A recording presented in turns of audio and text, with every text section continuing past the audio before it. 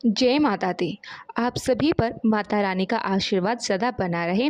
कन्या पूजन नवरात्रि की अष्टमी या 9वीं तिथि के दिन किया जाता है। माता रानी का स्वरूप माने जाने वाली कन्याओं की पूजा के बिना 9 दिन की शक्ति पूजा अधूरी मानी जाती है, क्योंकि माँ हवन तप और दान से इतनी प्रसन्न नहीं होती जितनी कन्या पूजन से होती है। कुछ लोग उपवास के अंतिम दिन यानी 9वीं तिथि को कन्या पूजन करने का संकल्प कर लेते हैं और कन्या भोज के बाद नवरात्रि व्रत समाप्त करते हैं। तो कुछ लोग अष्टमी तिथि के दिन कन्या पूजन करते हैं। ध्यान रखें कि कन्या पूजन के कुछ नियम भी होते हैं जिनका ध्यान रखना इस दिन बहुत ज़्यादा आवश्यक होता है। अगर आप भी कन्या भोज करा रहे हैं तो कन्या पूजन करना चाह रहे हैं तो आपको इन बातों का ज़रूर पता होना चाहिए और इन नियमों के बारे में भी आपको पता होना चाहिए। कन्या पूजन क्यों किया जाता है और नवरात्रों में पूजी जाने वाली कन्याओं की संख्या क्या क्या महत्व होता है और कितने वर्ष की कन्या किस शक्ति का प्रतीक होती है। सबसे पहले जान लेते हैं कन्या पूजन के मुहूर्त के बारे में। इस बार अष्टमी तिथि 10 अक्टूबर गुरुवार को है। 9वीं तिथि 11 अक्टूबर शुक्रवार दोपहर 12 बजे तक रहेगी। वैसे तो इस बार नवरात्रि की पूजा के पूरे 9 दिन मिले हैं, लेकिन कुछ कैलेंडर के अनुसार या ज्योतिषी शास्त्र के अनुसार इस बार अष्टमी 9वीं तिथि एक ही दिन मनाई जा रही है। तो इस बात का भी ध्यान रखें कि आपको किस दिन अपना कन्या पूजन करना है। अष्टमी और 9वीं का कन्या पूजन हो रहा है तो आपको उसी के अनुसार आपको पूजा भी करनी है। 10 अक्टूबर को गुरुवार को अष्टमी तिथि है और 11 अक्टूबर शुक्रवार को 9वीं तिथि है। तो 9वीं तिथि प्रारंभ होगी 11 अक्टूबर शुक्रवार को दोपहर 12:08 से और समाप्त होगी 12 अक्टूबर शनिवार की सुबह 10:05 पर। तो जो लोग इस बार अष्टमी और 9वीं की तिथि का एक ही दिन मानकर कन्या पूजन करने वाले हैं उन लोगों को के लिए बता दें कि महाअष्टमी पर कन्या का पूजन का जो शुभ मुहूर्त आपको प्राप्त होगा वह 11 अक्टूबर की सुबह से लेकर 7:47 से लेकर 10:41 तक रहेगा और उसके बाद राहु काल शुरू हो जाएगा। तो राहु काल सुबह 10:40 से बज के दोपहर 12 बजे तक रहेगा।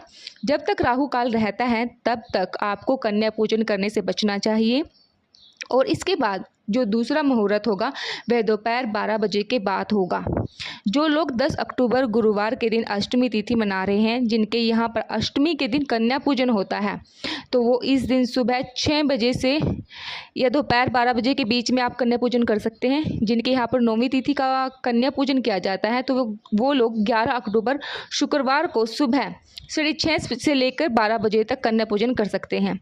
अगर आपको थोड़ा देर हो जाए तो लगभग 1 बजे के आसपास भी आप कर सकते हैं अपना कन्या पूजन। तो ध्यान रखिए दोपहर में बहुत ज़्यादा देर के बाद से कन्या पूजन करने से ज़्यादा शुभ फल प्राप्त नहीं होते हैं।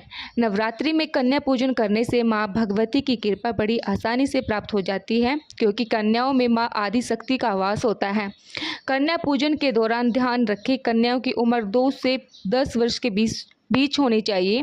साथ ही एक बालक को भी जरूर आमंत्रित करें, क्योंकि वह बालक भैरव या लंगूरे के नाम के समान माना जाता है।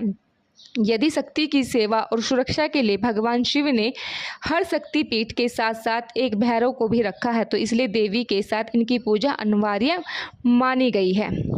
शक्ति पीठ के दर्शन के बाद अगर भैरव के दर्शन नहीं किए जाए तो माँ के दर्शन भी अधूरे माने जाते हैं। ठीक उसी तरह कन्या भोजन के बाद एक भैरव का पूजन करना भी अनिवार्य होता है। शास्त्रों के अनुसार कन्या का जन्म 1 वर्ष बीतने के बाद कन्या को कौमारी की संज्ञा दी जाती है।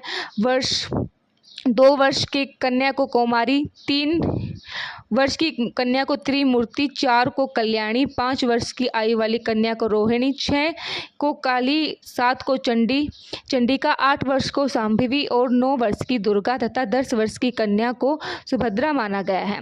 नवरात्रि में एक कन्या एक ही तरह की अभक्ति ऊर्जा का प्रतीत होती है और उनकी पूजा करने से यह ऊर्जा सक्रिय हो जाती है। इस प्रकार इस उम्र की कन्याओं की पूजा करने से सभी देवताओं का आशीर्वाद और कृपा प्राप्त होती है। अब कन्या पूजा की विधि जानने से पहले ये भी जान लीजिए कि कन्या पूजन की संख्या का महत्व क्या होता है।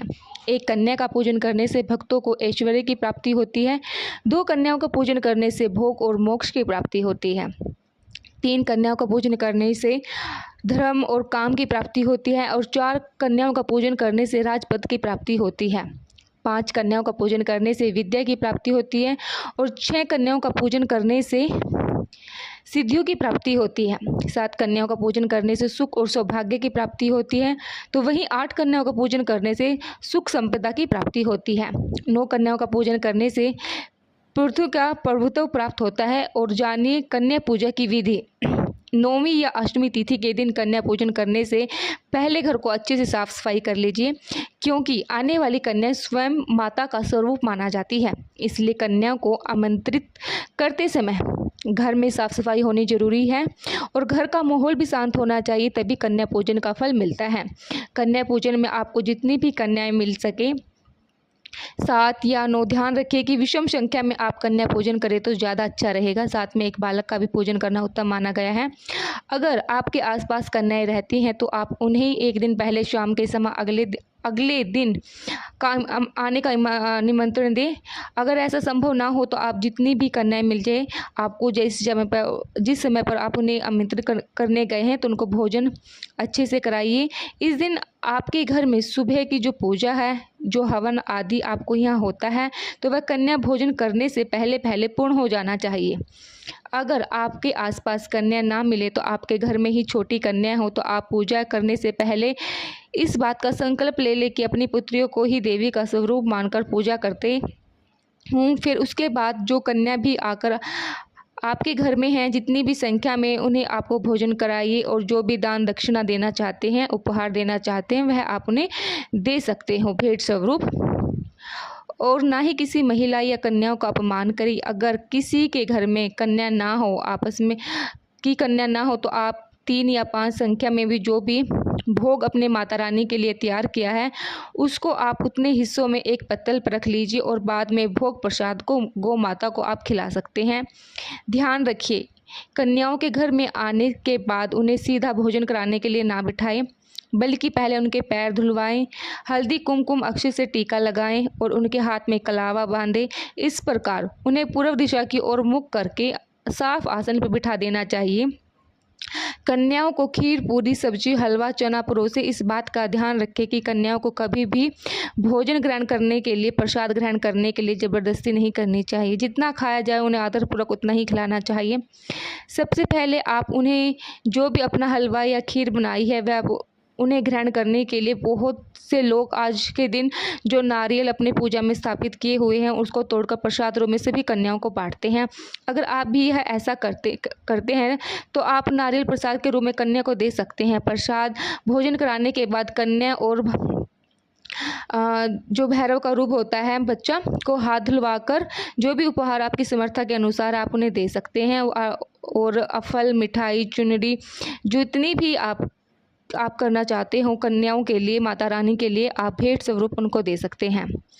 तो आप ये सभी चीज़ें भी दे सकते हैं। समर्थ ना हो तो एक चीज़ आज के दिन आप उन्हें अवश्य दें, उन्हें खाली हाथ अपने घर से ना लौटाएं। उपहार देने के बाद उन्हें सभी के पैर पहुंचकर उनके आशीर्वाद लें और उन्हीं के द्वारा सम्मानपूर्वक विदा करके इसी प्रकार से सबसे प्रार्थना करें कि अगले वर्ष कन्या पूजन में फिर से आपके घर में सादर आमंत्रित हो।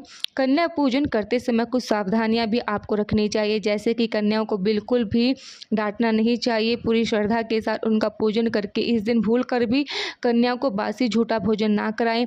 कन्याओं को विदा करने के बाद तुरंत साफ सफाई में ना लग जाएं। अगर आपके पास कन्या पूजन का समय नहीं है या फिर किसी कारण आप ऐसा नहीं कर पा रहे हैं तो मंदिर में यथाशक्ति भोजन भेजकर भी आप कुछ दान दक्षिणा दे सकते हैं। कभी भी कन्या पूजन करते समय कन्याओं के साथ भेदभाव नहीं करना चाहिए। कन्याओं के लिए जो भोजन बना है उसे भूलकर भी लहसुन, प्याज या मिर्च मसाले का प्रयोग ना करें।